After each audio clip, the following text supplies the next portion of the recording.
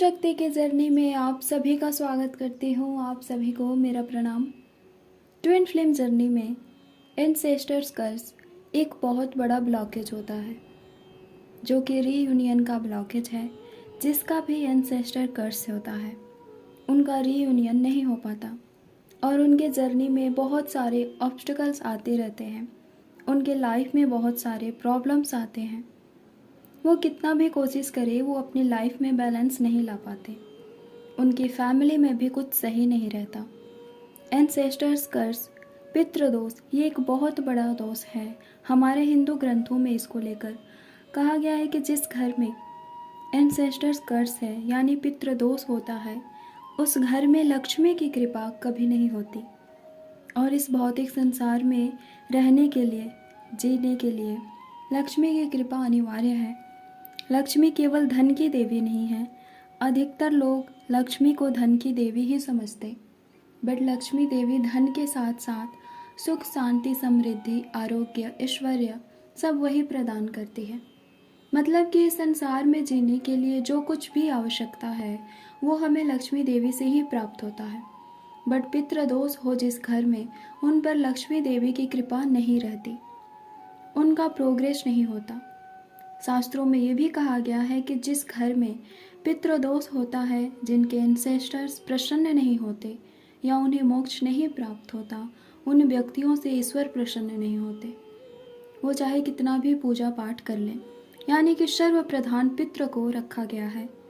एक बहुत इम्पॉर्टेंट बात जिसको लेकर ट्विन फ्लेम परेशान रहते हैं, खासकर डीएफ, बिकॉज ये भी कहा गया है कि जो पितृदोष का उपाय है, जो भी किया जाता है पितृदोष को दूर करने के लिए, वो पुरुष ही कर सकते हैं, स्त्रियां नहीं। तो ये केवल पिंडदान के बारे में कहा गया है, पिंडदान केवल पुरुष करते हैं।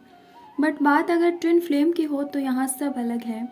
मैं अपने पहले की वीडियो में बता चुकी हूँ कि जिस फैमिली में ट्विन फ्लेम जन्म लेते हैं, उनके फैमिली का, मदर और फादर की फैमिली, जो दोनों की फैमिली होती है, उनके एंसेस्टर्स की मुक्ति हो जाती है। कितने ट्विन फ्लेम का ये सोल पर्पस का पार्ट है, या यही उनका सोल पर्पस होता है। वो एक ऐसी फैमिली में जन्म लेते हैं जिनके पूर्वजों की मुक्ति नहीं हुई होती। वो उस कुल का उद्धार करने आते हैं, उस कुल के पूर्वजों का उद्धार करने आते हैं। उस फैमिली में जन्म लेकर अपने पुण्यों से उन्हें मुक्ति प्रदान हो, उसमें हेल्प करते हैं। उनको डिवाइन इसीलिए भेजे हैं कि आप जाओ इस फैमिली में और इनका उद्धार करो। और जो भी ट्विन फ्लेम किसी कुल का उद्धार करने के पर्पस से जन्म लेते हैं, वो एक डिवाइन ट्विन फ्लेम होते हैं। उनके सेल्स जो हैं वो एक डिवाइन सेल होता है। इसका रीज़न है कि डिवाइन ट्विन फ्लेम को बहुत सारा इनर वर्क करना होता है। वो जितना डीपली जाके इनर वर्क करते हैं, मेडिटेशन करते हैं, मंत्रों को चैंट करते हैं, फास्टिंग करते हैं, कोई साधना करते हैं, ये सब जब वो करते हैं तो उनके एंसेस्टर्स रिलीज हो जाते हैं, अगर वो 3D में या 4D में कहीं होते हैं। इसीलिए अधिकतर ट्विन फ्लेम के एंसेस्टर्स कर्स होते हैं और वो उनका रीयूनियन नहीं होने देते, उनका प्रोग्रेस नहीं होने देते, उनकी जर्नी को आगे नहीं बढ़ने देते। बहुत से लोगों का मैरिज किसी और से हो जाता है, किसी कार्मिक से हो जाता है, तो ये एंसेस्टर कर्स के कारण होता है। एंसेस्टर्स ये करवा देते हैं और डिवाइन चाहकर भी हेल्प नहीं कर पाते ट्विन फ्लेम के। यूनिवर्स से बहुत सारे साइन मिलते हैं पर समझ नहीं आता। बहुत से लोगों की मैरिज तब हो जाती है जब उनकी अवेकनिंग नहीं हुआ होता है। वो तो बिल्कुल नहीं समझ पाते किसी भी साइन को। अगर आपके एंसेस्टर्स, आपके मदर, फादर या आपसे खुश नहीं हैं, तो 90% चांस रहता है कि आपकी शादी आपके किसी कार्मिक से हो। वो आपकी सोल को कंप्लीट नहीं होने देते। अगर उनकी सोल दुखी है तो वो किसी और को भी खुश नहीं रहने देते। उन्हें उनकी लाइफ में प्यार नहीं मिला, वो अनकंडीशनल लव को कभी फील नहीं किए, तो वो आपको भी फील नहीं होने देंगे। उनके पास 3D बॉडी तो होता नहीं है। वो एक सोल है, आत्मा है।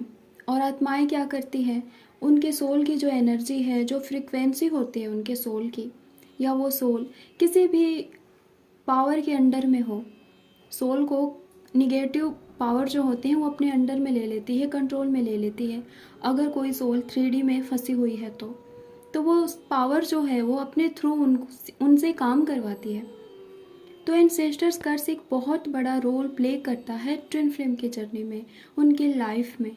जिनकी भी मैरिज उनके काउंटर पार्ट से ना होके किसी और से हो जाती है, तो उसका 90% रीजन उनका एंसेस्टर कर्स ही होता है। 10% कोई भी कर्मा हो सकता है उनका। बहुत लोग इसे नहीं मानेंगे, बट मैं ऐसे कई केसेस देख चुकी हूँ। ट्विन फ्लेम के साथ ऐसा होता है कि अगर उनका एंसेस्टर्स कर्स है तो उनकी जर्नी, उनकी लाइफ बहुत स्ट्रगलफुल हो जाती है।